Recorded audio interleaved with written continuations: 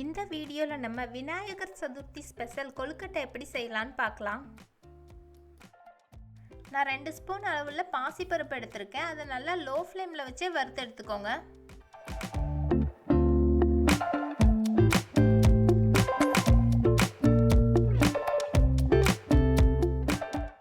High ஃப்ளேமில் வச்சு வறுக்கக்கூடாது, சீக்கிரமே கரிஞ்ச மாதிரி ஆயிரும். லோ ஃப்ளேமில் வச்சு லைட் ப்ரௌன் கலரில் ஆகிற வரைக்கும் வறுத்து எடுத்துக்கோங்க.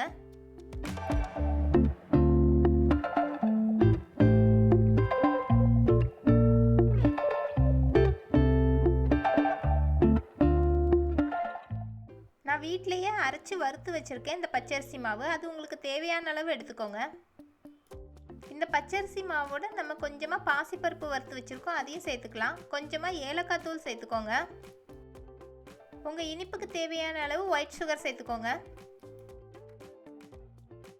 கொஞ்சமாக தேங்காவும் திருவி சேர்த்துக்கோங்க. டேஸ்ட்டுக்காக ஒரு பிஞ்ச் அளவு உப்பு சேர்த்துருக்கேன். நீங்கள் அதிகமாக சேர்க்க வேண்டாம், கொஞ்சமாக சேர்த்துக்கோங்க போதும்.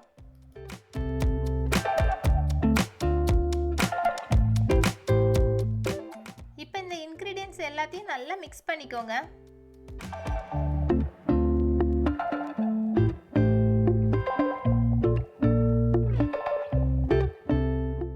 இந்த கொழுக்கட்டை மாவோட நல்லா கொதிக்கிற தண்ணியை சேர்த்து மிக்ஸ் பண்ணிக்கோங்க. நீங்கள் பச்சை தண்ணி சேர்த்து மிக்ஸ் பண்ணாமல் இந்த மாதிரி கொதிக்கிற தண்ணி சேர்த்து மிக்ஸ் பண்ணும்போது கொழுக்கட்டை நல்லா சாஃப்டாகவே இருக்கும்.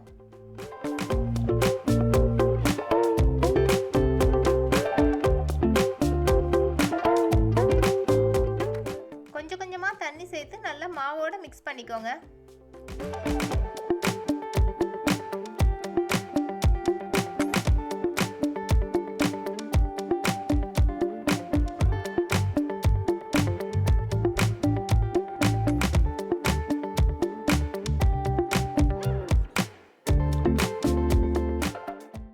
இப்போ இந்த கொழுக்கட்டை மாவு வச்சு உங்களுக்கு தேவையான ஷேப்பில் நம்ம கொழுக்கட்டை செஞ்சுக்கலாம்.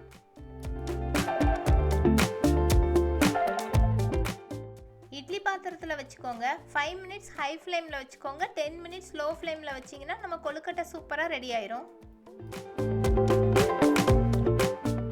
இந்த வீடியோ உங்களுக்கு பிடிச்சிருந்தனா லைக், ஷேர், சப்ஸ்கிரைப் பண்ணுங்கள்.